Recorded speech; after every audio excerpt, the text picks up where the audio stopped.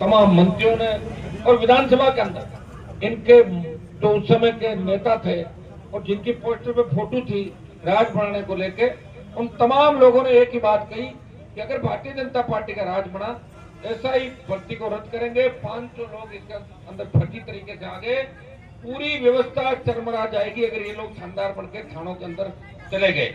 और आरपीएससी पुनर्गठन की बात भी इन लोगों ने करी थी, लेकिन दुर्भाग्य से 2 साल का समय आ रहा है नजदीक, भजनलाल सरकार की मत्ती मारी गई, ऐसे मंत्रियों की उपसमिति बनाई है। हर जगह आप देखो एक ही जोगाराम का फोटो आता है, जोगाराम को छोड़ के कोई होशियार बचा ही नहीं मंत्रिमंडल के अंदर। और जोगाराम समीकरण से जीतता, कोई जन नेता नहीं जोगाराम। और बीजेपी के अंदर लोगों को मैंने देखा है कि कतनी और करने के अंदर कितना बड़ा अंतर।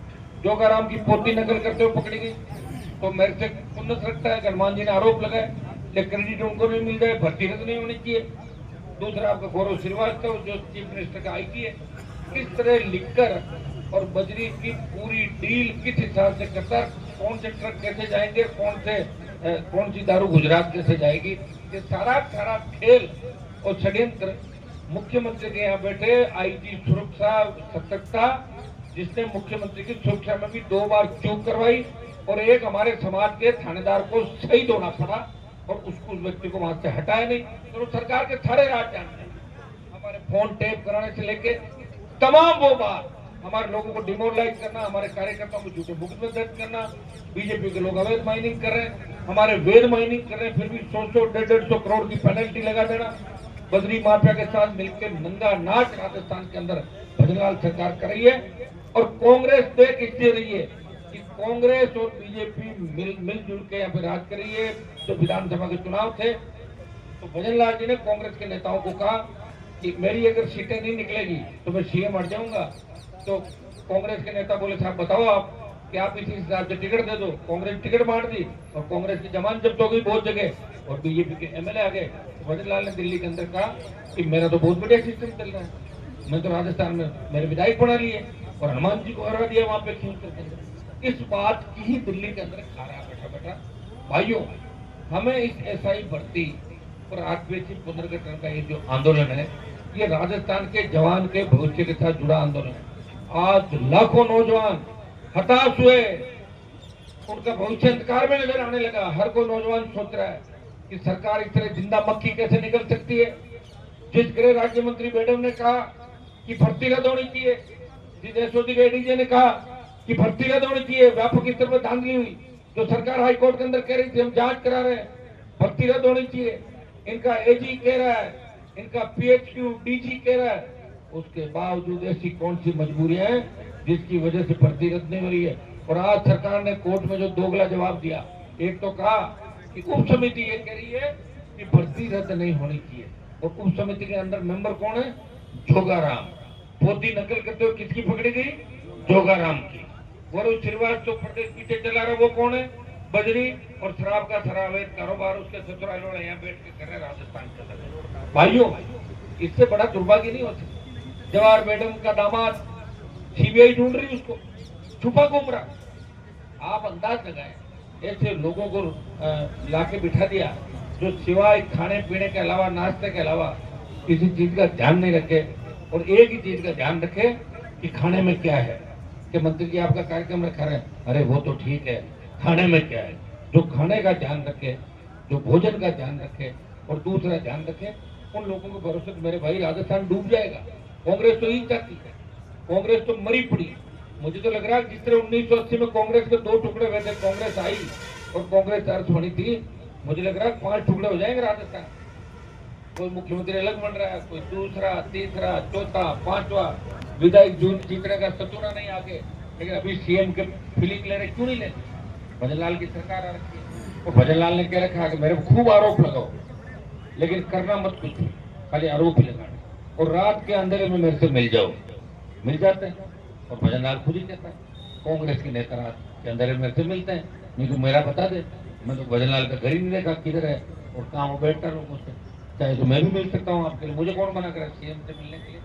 और मेरा कोई उससे व्यक्तिगत झगड़ा नहीं, लेकिन उसको इतना ज्यादा मिल गया जो किसी व्यक्ति को नहीं मिलना है। मैं तो मेरे भाग्य में भरोसा नहीं करता था। जब से भजनलाल सीएम बना उसके बाद मुझे लगता है भाग्य भी कोई चीज होती है। और उसके बाद जो हवाई जहाज से आदमी बच गए अहमदाबाद में, उसके बाद मुझे लगने लग गया कि भाग्य निश्चित रूप से होता है। भजनलाल जी को देख के और अहमदाबाद हादसे में बच्चे को साथ में होते, इसलिए मैं भाग्य पे पूरा भरोसा करने लग गया। वैसे मैं कर्म पे विश्वास करता था कि कर्म करते जाओ भाग्य अपना साथ देगा, लेकिन कर्म कुछ भी मत करो फिर भी भाग्य साथ देता लोगों को। जिस तरह भजनलाल जी का दे रहा है, मैडम का दे रहा है, जोगाराम का दे रहा है, जिससे बहुत से निकम्मे मंत्रियों का दे रहा है। पूरी लूट राजस्थान की तरफ भाइयों, कोई नहीं बोलने वाला, कोई नहीं सुनने वाला। संविधान बचाओ यात्रा कांग्रेस निकाल रही है। अरे कौन से संविधान को बचा रहे हो? तुमने तो आपातकाल लगाया था। संविधान को लेके कौन भाग रहा है जो बचा रहे हो तुम लोग? किधर ले जा रहे संविधान? ये संविधान, और ये संविधान ही है जिसको लेके हम लंबे लंबे आरोप प्रत्यारोप लगाते हैं दूसरे नेताओं पर, दूसरे लोगों पर। ये संविधान की दी हुई शक्तियां जिससे कांग्रेस पार्टी के लोग समय समय पे इन शक्तियों का दुरुपयोग भी करते रहे। ईडी सीबीआई का दुरुपयोग उन्होंने किया। ईडी सीबीआई का दुरुपयोग भारतीय जनता पार्टी के लोगों ने भी समय समय पे जहां मौका लगा चूके नहीं। लेकिन दुर्भाग्य इस बात का किस राजस्थान में नौजवान अपनी बात को नहीं पहचान पा रहा है। 1 मिनट में हताश हो जा रहा है, 1 मिनट में निराश, 1 मिनट में जोश और 2-3 मिनट में ठंडा। एक मुकदमा लगते ही रोने लग जाते हैं, मेरा मुकदमा लग गया, मुझे पुलिस लेके साहब 2 दिन में बंद रह गया। तो लोग तो आजादी के आंदोलन के अंदर साधन थी लोगों ने, बहुत से लोग बंद रहे, तभी हम खुली हवा के अंदर सांस ले रहे। भाइयों आर पार की लड़ाई, अगर आप चाहते हो राजस्थान के अंदर तीसरी ताकत खड़ी हो, तैयार हो जाओ। कल हमने आरएलपी की आपात बैठक बुलाई है, घर पे बात करेंगे प्रमुख हमारी पार्टी के लोगों से, कूच कैसे करें, दूसरा आंदोलन कैसे करें। अब हम चुप बैठने वाले नहीं है और चुप बैठे भी नहीं। रात को बद्री माफिया के खिलाफ कर रहे थे, परसों भरतपुर में थे, उससे पहले यहाँ थे, डॉक्टर राकेश को न्याय दिला रहे थे, कहीं बीकानेर, कभी जोधपुर, कभी इधर, कभी उधर। देश की पहलवान बेटियां अगर पुकारे हनुमान बेनीवाल जाए, किसानों के लिए साधक देने की बारी आए। नागौर का सांसद राजस्थान का जहाँ किसान बिलों के बारे में पता भी नहीं, वो साधक थे। अग्निवीर की लड़ाई कोई देश के अंदर लड़े, वो आपका भाई अग्निवीर की लड़ाई भी लड़े। तमाम संघर्ष आपके खाते में आ गए। अगर आप लोग हिम्मत रखोगे, हौसला रखोगे, तो सरकार को ठीक कर देंगे और ऐसा ही भर्ती तो रद्द करा ही देंगे, साथ साथ में भजनलाल की विदाई भी करा देंगे और सारा नया सिस्टम तैयार कर देंगे। क्योंकि इस बार भजनलाल ने गलत पंगा ले लिया। ये पंगा उस किसान के बेटे से ले लिया जो संघर्षों से थकने हारने वाला नहीं है। वो उन मंत्रियों की तरह नहीं है जिनकी कत्ती करने का अंतर हो। वो उन नेताओं की तरह नहीं है जो किसी बात को छेड़ ले उसको छोड़ के भाग जाए। उसने पंगा उस व्यक्ति से लिया जिसकी एक ही खासियत है, वो याद बहुत रखता है, अपने को भी याद रखता है और दुश्मन को भी याद रखता है। इसलिए इसके अंदर हम तय करेंगे कि हमारे अगले आंदोलन की रणनीति क्या होगी और अब की लड़ाई आर पार की होगी। या तो दिल्ली वाले समझ जाएंगे भजनलाल का गलत सिलेक्शन हमने कर लिया, और या फिर भजनलाल समझ जाएगा, और या हम समझ जाएंगे और या राजस्थान का नौजवान समझ जाएगा। ये तो आर पार की लड़ाई है। तैयार हो सब लोग? अब की बार कोई समझौता नहीं करेंगे अपन। अब की बार ऐसा नहीं कि आपको बुलाया कि यार कमीशन आया, ज्ञापन दिया, चल दिए। अब की बार तो आर पार है, जो भी होगा आर पार होगा। अगर जो काम करेंगे पूरा करके ही उठेंगे, वहां से बीच में नहीं उठेंगे। हम कानून व्यवस्था राजस्थान की बिगाड़ना नहीं चाहते। हम चाहते हैं कि लॉ एंड ऑर्डर राजस्थान का ठीक रहे। लेकिन दुर्भाग्य इस बात का है कि कांग्रेस कुछ कर नहीं रही है, लेकिन कांग्रेस का वोट बैंक है हर जगह, उनके चिन्ह का वोट है। बीजेपी के चिन्ह का वोट है 10,000, 15,000, 20,000 हर इलाके के अंदर। अपनी पार्टी नहीं है, शुरुआत हमने करी। उससे पहले अगर शुरुआत दूसरे नेता करते तो हमारी पार्टी पुरानी हो जाती। हमें देख के लोगों ने पार्टियां बनाई राजस्थान के अंदर। और दुर्भाग्य देखिए कितने सारे विधायक राजस्थान में विपक्ष में होंगे, कोई भी आपके धरना स्थल पर आया क्या आज तक? मना थोड़ी कर रहा हूं माने से। और किरोड़ीलाल जी भी अगर आए तो ये देखा कि आसपास कोई है तो नहीं है तो गर्मी में आके और वहां जाके कहते हैं 6, 7, 10, 15 लोग बैठे थे। तो हमने रैली थोड़ी करी थी। कई बार हो जाता बच्चे 20, 30, 50, 100, 200। आपने कौन सा आंदोलन किया? आपने बड़ा आंदोलन हो गया है तो रैली में बुलाया, जब आए तो नहीं। आपको अगर इतनी चिंता है कि वो मेरा आंदोलन, आपका आंदोलन कैसे था? हर आंदोलन किसी का होता है क्या? वो तो सबका ही आंदोलन था। वैसे तो मीडिया का आंदोलन था। मीडिया ने तो ऐसा ही भर्ती पेपर लीक का मामला उठाया था सबसे पहले। उसके बाद किसी ने कागज देके ये जो मेरे पास 2-3 नौजवान बैठे हैं, उन्होंने किलोड़ी को कागज पकड़ा दिए, वो कागज हमने आगे पकड़ा दिए, मैं ये कर रहा हूँ। आप कैसे कर रहे हो भाई बताओ? आपको इतनी जानकारी कैसे पेपर लीक की? डॉक्टर साहब मैं पूछना चाहता हूँ आपसे, आप इतने पेपर लीक के बारे में कहते हो, पेपर यहाँ लीक हुआ, वहाँ लीक हुआ, तो लोग ऐसे देखते हैं कि डॉक्टर साहब इतने जानकार कैसे हो गए, पेपर लीक, ये भी एक उंगली उठती है। तो व्यक्ति को इतना अपने आप को अहंकारी नहीं समझना चाहिए, और अहंकार जब रखना चाहिए जब आप झुको नहीं। आप तो झुके, मुझे चलते खाना खाते हुए छोड़ के वसुंधरा की गोदी में बैठ गए थे आप जाके। अब क्यों सरकार के खिलाफ बोल रहे हो? जहाँ बैठे हो, जहाँ मंत्री पद लिया, उन्हीं की कब्र खोद रहे हो। हटो यहाँ से पार्टी से, निकलो बाहर, आओ सड़क पर, तो पता लगेगा कितनी मर्दानगी है। मैंने उन तमाम नेताओं को मैं कहना चाहता हूँ, कांग्रेस पार्टी के अंदर बड़ी बड़ी ढींग आंकते थे, माने से जो गए थे, ये होना चाहिए, वो होना चाहिए, कहाँ चले गए आप? आओ ना, जब तो हमारे को भी है, बाद में क्या, बाद में हो रहे जो नहीं खाते ज्यादा बच्चे, 5 साल बाद आप आओगे उतर के, कोई सीएम नहीं बनाएगा, दिमाग से निकाल दो, भूल जाओ, आप मुख्यमंत्री नहीं बनोगे राजस्थान। गलती से कांग्रेस ने अगर घोषित कर दिया वैसे नहीं बनोगे, और नहीं किया तो कभी नहीं बनोगे। और कांग्रेस आप ही नहीं राजस्थान के अंदर, कांग्रेस को आने दोगे क्या आप लोग? और बीजेपी को अपनी बना लोगे सरकार? ठीक, फिर क्या दिक्कत है? कर देंगे रातों रात सारी भर्तियां, रात भाग जाएंगे, थानेदार बने हुए भी नहीं रहेंगे साहब, हम छोड़ा हो राजस्थान।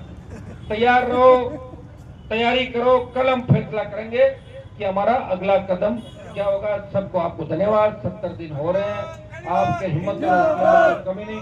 आज मुझे कोई ये कहना था कि शहीद स्मारक पे एक आंदोलन चला, 73 दिन इसने बताया मनोज ने, तो हमारा तो 7 तारीख तक चल जाएगा, 73 दिन नहीं, 7 तारीख तक तो लंबा चल जाएगा, 6-7 जोड़ो 75-76 दिन हो जाएंगे, तो आंदोलन का रिकॉर्ड भी आपको बन जाएगा, ललकार का भी बन जाएगा, आक्रोश का भी बन जाएगा, न्याय का भी बन जाएगा। अब देखिए, न्याय दिलाने के लिए राजस्थान से एक आवाज आती है कि आखिरी उम्मीद आपको। हर व्यक्ति कहता है, चाहे इस प्रदेश के अंदर बढ़ते अपराध, महिला उत्पीड़न, दलित भाइयों के साथ अत्याचार, लूट डकैती, जो क्राइम, जिस तरह फर्जीवाड़ा, ये जो सारा स्टेट के अंदर, हर व्यक्ति एक ही बात कहता है, आखिरी उम्मीद आप ही हो, सब जगह जाके आ गए। तो आखिरी उम्मीद तो सड़क पे ही लड़ेगी और क्या, और ताकत आप दे दोगे तो लोगों को फर्जीवाड़ा करना भुला देंगे, इतना आपको विश्वास हम दिलाते हैं।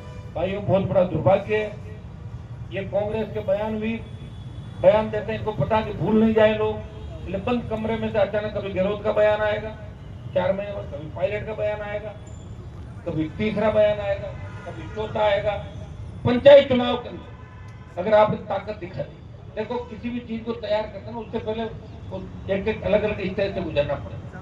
पंचायत चुनाव लड़ेंगे राजस्थान में, लड़ने की नहीं लड़ने, सुनो, और पंचायत चुनाव लड़के अगर आपने जीता दिया, एक चीज हो सकती है, हमारे लड़ने से कई जगह एक पार्टी को फायदा हो जाता, कई जगह दूसरे को हो जाता, कई एक हार जाती दूसरे, लेकिन अब की बार ये नहीं, अब की बार हम कैसे जीते, और सारे नौजवान जो पार्टी में काम करे जुड़े हुए, सबको चुनाव के अंदर उतरना। मजे तो ले लो, एक बार चुनाव लड़ने के रह जाओगे, बुढ़े हो जाओगे, बात ठीक है, लड़ना है ना सबको।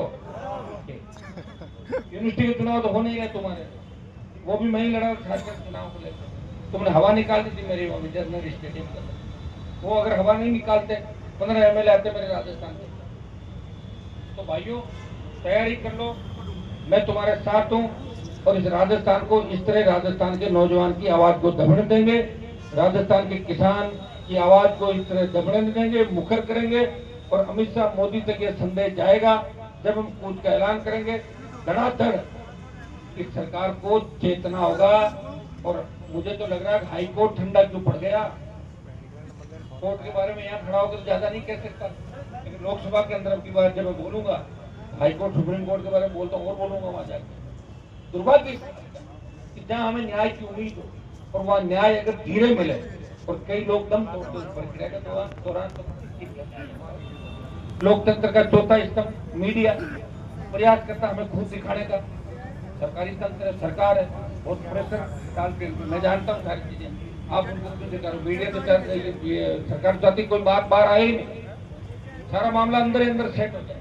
जिस तरह कांग्रेस बीजेपी अंदर अंदर सेट हुए, उसी तरह हर मामला वो दबाते। प्रदेश में जब भी एनकाउंटर में, उन एनकाउंटर के खिलाफ कौन सा नेता बोला, एनकाउंटर करने वाले उन पुलिस के बड़े अधिकारियों नेताओं को जेल में किसने डलाया, याद है आपको?